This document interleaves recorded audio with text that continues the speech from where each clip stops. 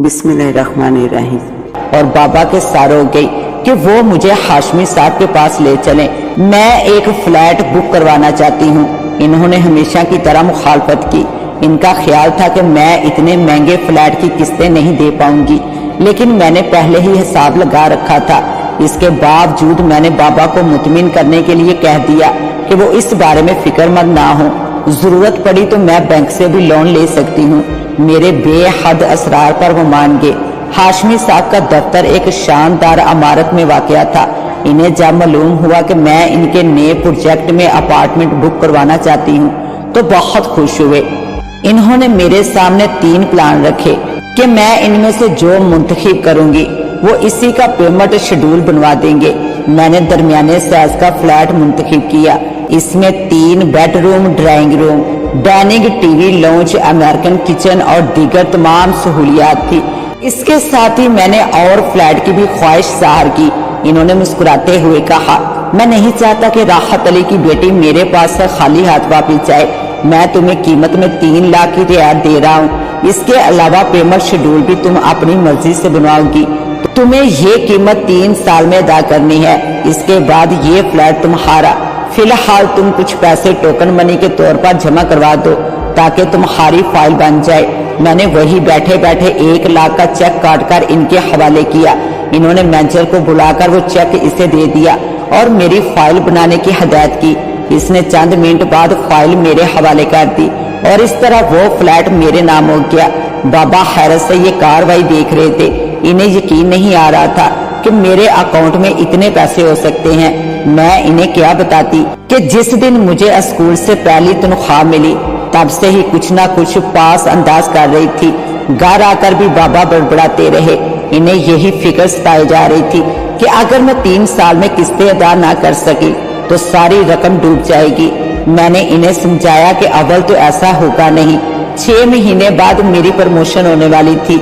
इसके बाद तनख्वाह भी बढ़ जाती और अगर बिल फर्ज हाल में किस्तें अदा ना कर सके तब भी कोई नुकसान नहीं होगा। यही हाशमी साहब मार्केट रेट पर मेरा फ्लैट ले लेंगे और मुझे कुछ फायदा ही हो जाएगा। मेरा कोई खास खर्च तो था नहीं सिवाय ट्रांसपोर्ट के। कपड़े बनाने का भी शौक नहीं था, इसलिए तकरीबन पूरी तनख्वाह बच जाती। अलबत्ता यूनिवर्सिटी की फीस देना पड़ती थी। तनख्वाह में खासा मकबूल इजाफा हुआ और मुझे बैंक से गाड़ी भी मिल गई। मेरे दोनों भाइयों की तालीम मुकम्मल हो गई थी और उन दोनों का अपना रोजगार भी हो गया था। अब मुझे घर की तरफ से कोई फिक्र न थी और मेरी पूरी तवज्जो MBA पर थी। ताहर की दूसरी बहन की भी शादी हो गई। एक बार फिर इससे मेरा सामना हुआ। जब मैं मेहंदी में शिरकत करने गाड़ी चलाती हुई इसके घर पहुंची तो सबकी आंखों में हैरत उतर आई। इन्हें यकीन ही नहीं आ रहा था कि जिस मैट्रिक पास लड़की को इन्होंने गरीब होने की वजह से ठुकरा दिया था वो इस मुकाम तक भी पहुंच सकती है। चच्ची का तो बस नहीं चल रहा था कि वो मुझे अपने सर पर बिठा ले। सब मेहमानों से फखरिया अंदाज में मेरा तारुफ करवाते हुए कह रही थी, ये मेरी भतीजी है, माशाल्लाह बहुत तरक्की की है इसने। चचा भी फूले ना समा रहे थे। लगता था जैसे मुझे इस मुकाम तक पहुंचाने में इन्हीं का हाथ हो। मुझे इन लोगों की मुनाफकत पर गुस्से के साथ साथ हंसी भी आ रही थी। जब हम कुछ नहीं थे तो ये हमें ठुकरा कर चले आए और अब ये हमारे तलवे चाटने पर तैयार नजर आ रहे थे। ये पैसे का जादू था जो सर चढ़कर बोल रहा था। वाकई ये दुनिया चढ़ते सूरज की पुजारी है और रोने वाले के साथ कोई नहीं रोता, हंसने वाले का साथ सब देते हैं। लेकिन अभी मेरा सफर खत्म नहीं हुआ था। मुझे और भी मंजिलें सर करना थी। मैं इन लोगों को दिखाना चाह रही थी कि एक बेबस और मजबूर लड़की क्या कुछ कर सकती है।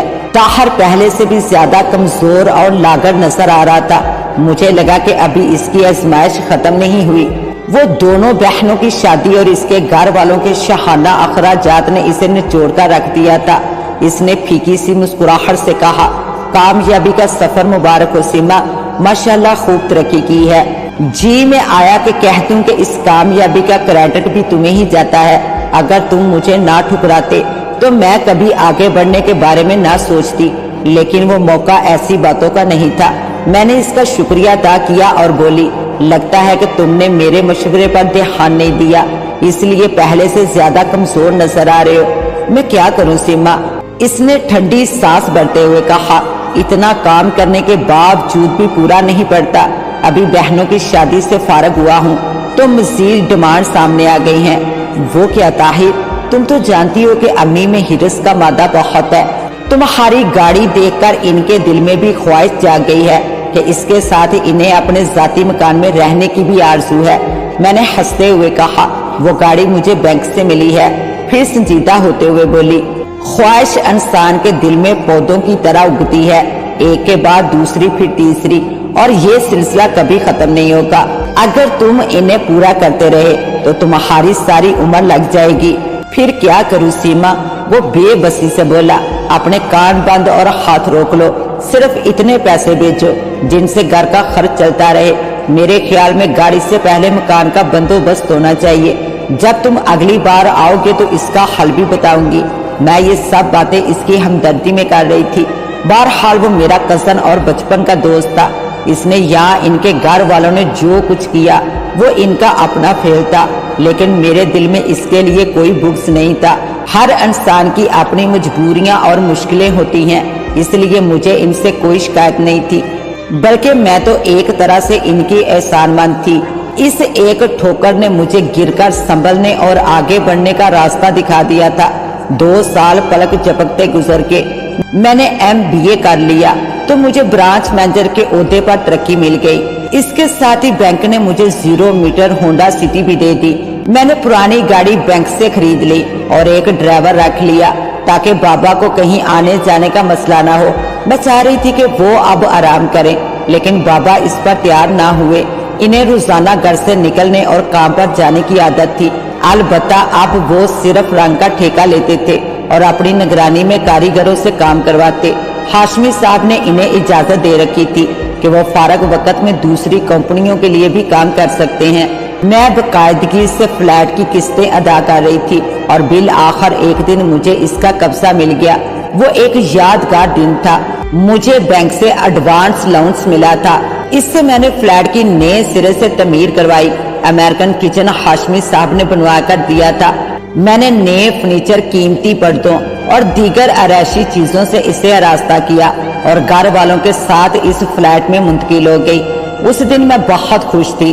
میں نے 24 سال کی عمر میں وہ سب کچھ حاصل کر لیا جس کی لوگ برسوں تمنا کرتے ہیں۔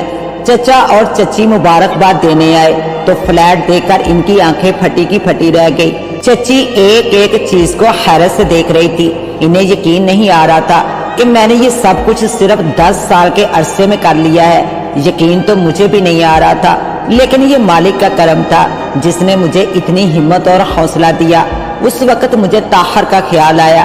اسے بھی دبئی گئے اتنا ہی عرصہ ہو چکا تھا، لیکن وہ زندگی کی دوڑ میں مجھ سے بہت پیچھے رہ گیا تھا۔ چچی بار بار پر امید نظروں سے میری جانب دیکھ رہی تھی۔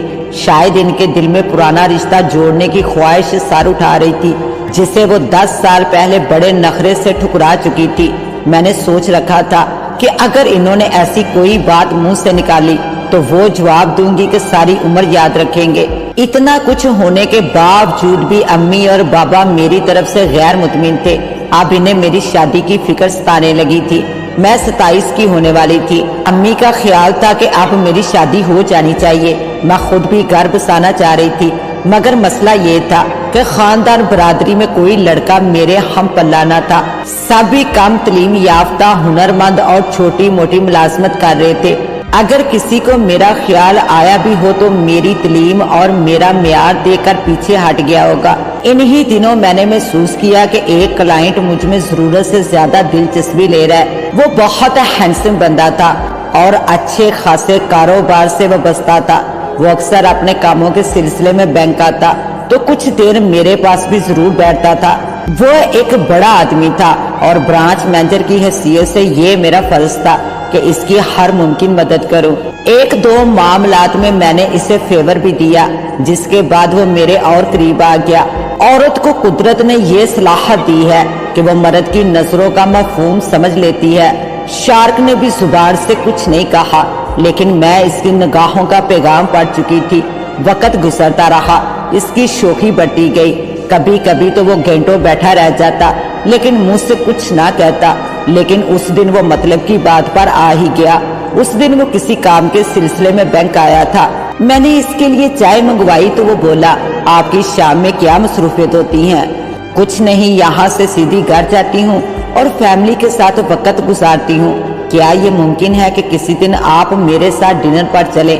सॉरी, इसके लिए मुझे अपने घर वालों से इजाजत लेना होगी। इनसे क्या कहूँगी? ये भी कह दे किसी सहेली के साथ डिनर पर जाना है या बैंक वालों ने पार्टी दी है। सॉरी, मैं झूठ नहीं बोलती, कम से कम घर वालों से तो हरगिज नहीं। वाह क्या बात है आपकी। वो लम्हा भर के लिए चुप हो गया, फिर बोला, ये तो हो सकता है कि मैं अपनी वालदा को आपके घर भेजूं। इसने धमाका सा किया। मैं चौंक गई, शर्म से पलके झुक गई। मैंने सरगोशी के अंदाज में कहा, आप मेरे बारे में क्या जानते हैं? यही कि आप एक पढ़ी लिखी और समझदार खतून है, लेकिन आप मेरे घर वालों के बारे में कुछ नहीं जानते। वो भी बता दें आप। क्या मैं उम्मीद करूं कि जो कुछ बताने जा रही हूं वो सिर्फ मेरे और आपके दरमियान रहेगा? बिल्कुल, आप मुझ पर भरोसा कर सकती हैं। तो सुनिए शार्क साहब, मैंने जी कड़ा करके कहा, मेरे वालिद एक रंगसाज हैं, इससे क्या फर्क पड़ता है? वो बड़ा नरमी से बोला, और रंगसाजी हैं, चोर डाकू तो नहीं। वो मजदूरी करके हक हलाल की रोजी कमाते हैं, फिर भी रिश्ता तय करते वक्त ये सब बातें देखी जाती हैं। इस तरह तो मैं भी यकीन से नहीं कह सकता कि मेरे दादा पर दादा क्या काम करते थे। मेरी नजर में इन बातों की कोई अहमियत नहीं। फिर भी अपनी वालदा को ये बात बता दे। ये जानने के बाद भी वो मेरे घर आना चाहे तो मोस्ट वेलकम। अगर इन्हें मेरी खुशी अजीज है तो वो जरूर आएंगी। इसने बड़े इत्मीनान से कहा और चला गया। एक हफ्ता गुजर गया, वो खुद आया और ना ही इसने फोन किया। 8वें दिन आया तो इसके चेहरे पर शर्मिंदगी वाज़िया तौर पर दिखाई दे रही थी। मैंने हमेशा की तरह इसके लिए चाय मंगवाई तो वो आस्था से बोला, मिस सीमा, आपका अंदेशा दुरुस्त निकला। अम्मी किसी तरह राजी नहीं हो रही है और मैं इनकी मर्जी के खिलाफ कोई कदम नहीं उठा सकता। नो प्रॉब्लम, मैंने इत्मीनान से कहा। एक सादतमंद बेटे को यही करना चाहिए। यकीन जानिए सीमा, मैं आपसे बहुत शर्मिंदा हूँ। आपको शर्मिंदा नहीं होना चाहिए। हम लड़कियों को ठुकराए जाने की आदत होती है